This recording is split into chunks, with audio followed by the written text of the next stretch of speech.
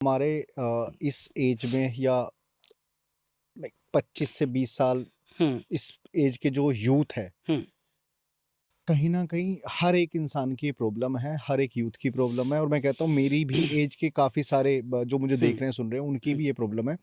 Life का ना purpose हम समझ नहीं ना पाते, है ना? हुँ, हुँ, लेकिन मुझे लगता है आपने लाइफ का पर्पस बहुत पहले समझ लिया था। हाँ। तो उस लाइफ के पर्पस से मैं आपसे पूछना चाहता हूँ, आपने लाइफ का अर्थ क्या हो गया आज की डेट में, क्या मानते हो आप लाइफ का कि ये डेफिनेशन है? देखिए, जिस ज़माने में मेरी लव मैरिज थी, उस ज़माने में बस सोचना भी गुनाह था, है आपने ना? लव मैरिज करी थी? हाँ। वाह। और मतलब वैसे तो एक ही हैं, लेकिन हम्म। फिर भी वो पंडित और मैं त्यागी, हम्म। वो अपने आप में बहुत बड़ी बात थी, बहुत बड़ी। पंडित और त्यागी तो बिल्कुल अपोजिट हो गए। अपोज़िट हो गए, हाँ। मगर आप ये समझ लीजिए कि मैंने अपने आप को ऐसा आत्मसात किया यहाँ आके, और ये बिल्कुल एकदम देहाती, और मेरी फैमिली एकदम हाई क्लास, सब अच्छी जॉब्स पे, अच्छी सब चीज़ों पे, और ये सब बिल्कुल एकदम उस तरह के, और बहुत कम उम्र। तो ये एम्पावरमेंट है कि मैंने अपने आप को पहले वहाँ एस्टेब्लिश किया, अर्ली एज में। अब आप समझ सकते हैं, 19 साल तक तो मेरे तीनों बच्चे हो गए थे, हम्म। है ना? और उनकी पढ़ाई-लिखाई मैंने कोई समझौता नहीं किया।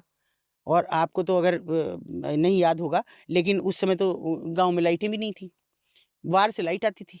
आज आएगी 1 हफ्ता दिन में, 1 हफ्ता रात को, इस तरह लाइट, और ऐसे में बच्चों को पढ़ाना। हाइली एजुकेटेड मेरे बच्चे हैं, आईआईटीएन हैं, और कभी कोई कोचिंग नहीं, कभी कुछ नहीं, ये एम्पावरमेंट। अपने आप को एम्पावर करना ये होता कि मैं कहीं जॉब कर लेती, अच्छी-सी, और हस्बैंड से भी कहती कि चलो हम तो अलग रहेंगे, शहर में रहेंगे। नहीं किया मैंने वो। हम्म।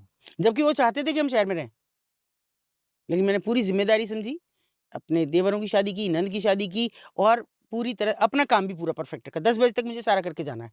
सारा काम करके, खाना-वाना बना के, दोपहर-वोपहर का भी सब दे-दा के, और फिर जाऊँगी अपने काम पे। शाम को आते ही, और मेरा एक रूटीन, जो शायद आज के बच्चों को बुरा लगता है, इसीलिए घर पकड़ते हैं। मैं आती ही पूछती अपनी सास को, "क्या बनेगा?" उनका तकिया कलाम था, "कुछ भी।" बस। और जब वो उनकी हाँ। डेथ हुई, तो मैं इसी बात को लेके रोई कि अब मैं किससे पूछूँगी?